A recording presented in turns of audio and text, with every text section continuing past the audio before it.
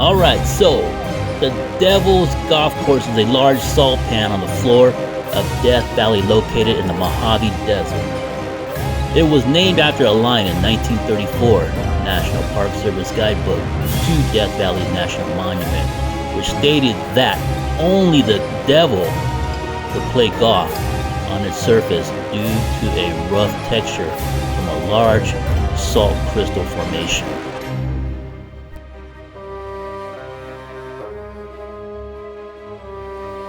So the Devil's Golf Course, which is known as Lake Manley, once covered the valley to a depth of 30 feet.